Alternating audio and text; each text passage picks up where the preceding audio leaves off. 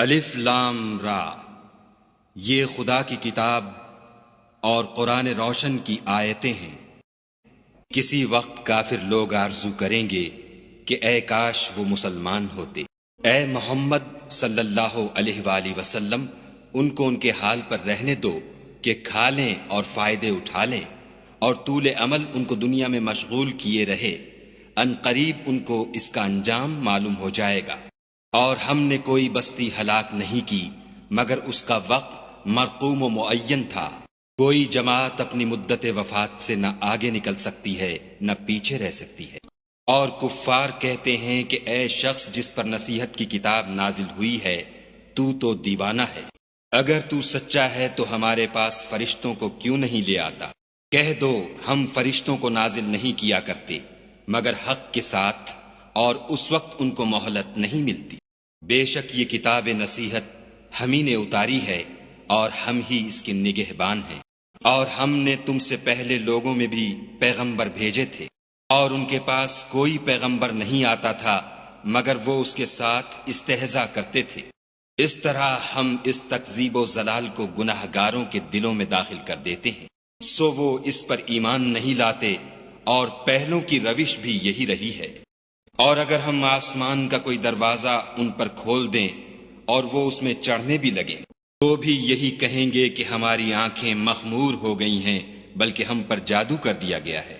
اور ہم ہی نے آسمان میں برج بنائے اور دیکھنے والوں کے لیے اس کو سجا دیا، اور ہر شیطان راندہ درگاہ سے اسے محفوظ کر دیا۔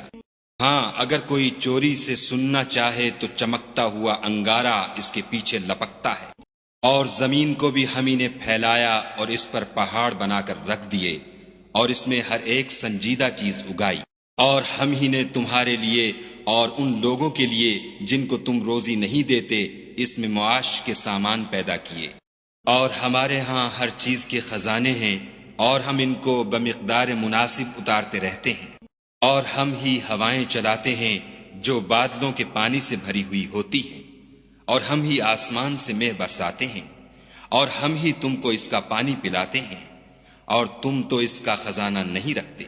اور ہم ہی حیات بخشتے اور ہم ہی موت دیتے ہیں، اور ہم ہی سب کے وارث مالک ہیں۔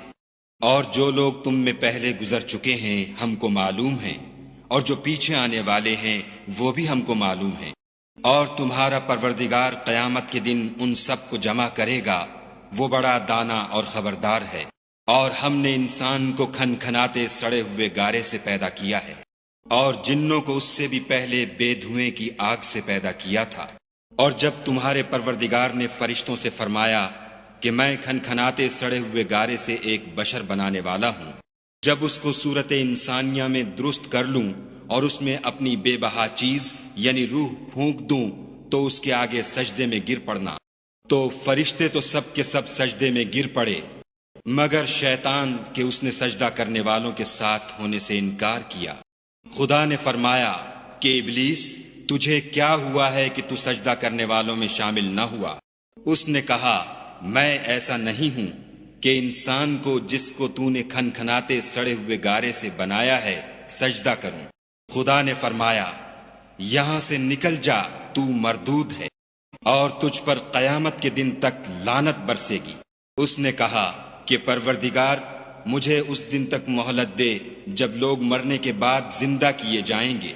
فرمایا کہ تجھے مہلت دی جاتی ہے وقت مقرر یعنی قیامت کے دن تک۔ اس نے کہا کہ پروردگار جیسا تو نے مجھے رستے سے الگ کیا ہے، میں بھی زمین میں لوگوں کے لیے گناہوں کو آراستہ کر دکھاؤں گا اور سب کو بہکاؤں گا۔ ہاں ان میں جو تیرے مخلص بندے ہیں ان پر قابو چلنا مشکل ہے۔ خدا نے فرمایا کہ مجھ تک پہنچنے کا یہی سیدھا رستہ ہے۔ جو میرے مخلص بندے ہیں ان پر تجھے کچھ قدرت نہیں کہ ان کو گناہ میں ڈال سکے، ہاں بدراہوں میں سے جو تیرے پیچھے چل پڑے۔ اور ان سب کے وعدے کی جگہ جہنم ہے، اس کے 7 دروازے ہیں، ہر ایک دروازے کے لیے ان میں سے جماعتیں تقسیم کر دی گئی ہیں۔ جو متقی ہیں وہ باغوں اور چشموں میں ہوں گے۔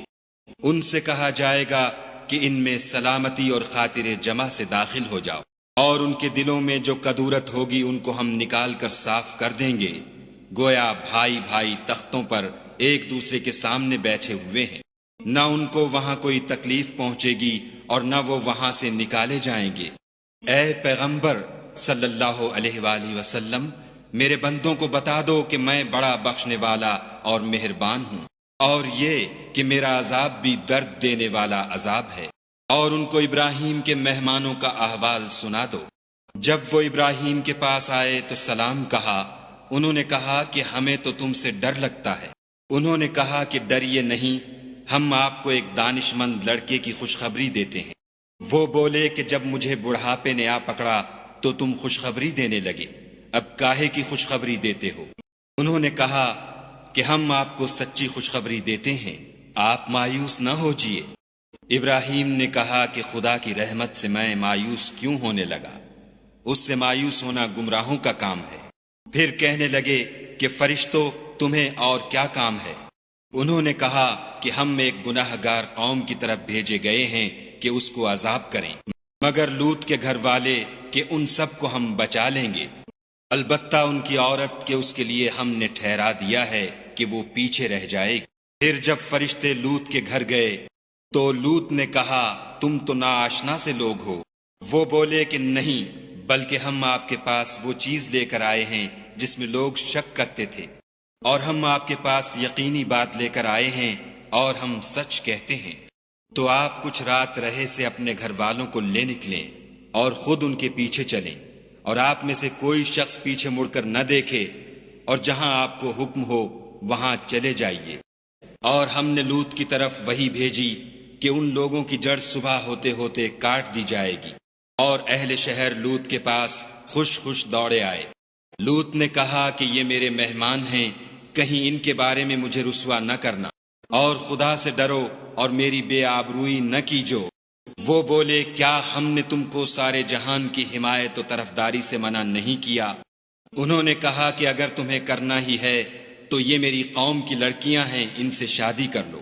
اے محمد صلی اللہ علیہ وآلہ وسلم، تمہاری جان کی قسم وہ اپنی مستی میں مدہوش ہو رہے تھے، سو ان کو سورج نکلتے نکلتے چنگھاڑ نے آ پکڑا، اور ہم نے اس شہر کو الٹ کر نیچے اوپر کر دیا اور ان پر کھنگر کی پتھریاں برسائیں۔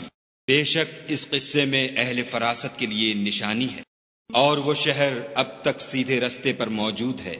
بے شک اس میں ایمان لانے والوں کے لیے نشانی ہے، اور بن کے رہنے والے یعنی قوم شعیب کے لوگ بھی گناہ گار تھے، تو ہم نے ان سے بھی بدلہ لیا، اور یہ دونوں شہر کھلے رستے پر موجود ہیں۔ اور وادی ہجر کے رہنے والوں نے بھی پیغمبروں کی تکذیب کی، ہم نے ان کو اپنی نشانیاں دیں اور وہ ان سے منہ پھیرتے رہے، اور وہ پہاڑوں کو تراش تراش کر گھر بناتے تھے کہ امن و اطمینان سے رہیں گے، تو چیخ نے ان کو صبح ہوتے ہوتے آ پکڑا، اور جو کام وہ کرتے تھے وہ ان کے کچھ بھی کام نہ آئے۔ اور ہم نے آسمانوں اور زمین کو اور جو مخلوقات ان میں ہے اس کو تدبیر کے ساتھ پیدا کیا ہے، اور قیامت تو ضرور آ کر رہے گی، تو تم ان لوگوں سے اچھی طرح سے درگزر کرو۔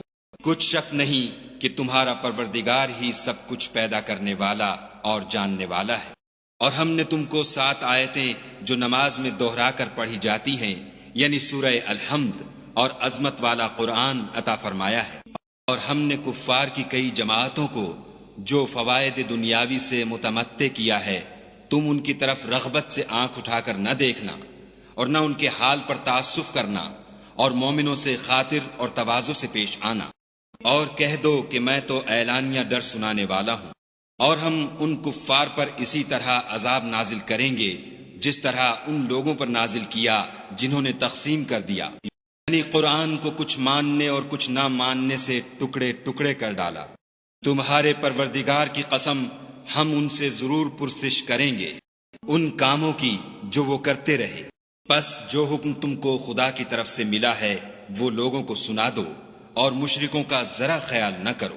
ہم تمہیں ان لوگوں کے شر سے بچانے کے لیے جو تم سے استہزاء کرتے ہیں کافی ہیں، جو خدا کے ساتھ اور معبود قرار دیتے ہیں، سو عنقریب ان کو ان باتوں کا انجام معلوم ہو جائے گا، اور ہم جانتے ہیں کہ ان کی باتوں سے تمہارا دل تنگ ہوتا ہے، تو تم اپنے پروردگار کی تسبیح کہتے اور اس کی خوبیاں بیان کرتے رہو، اور سجدہ کرنے والوں میں داخل رہو، اور اپنے پروردگار کی عبادت کیے جاؤ یہاں تک کہ تمہاری موت کا وقت آ جائے۔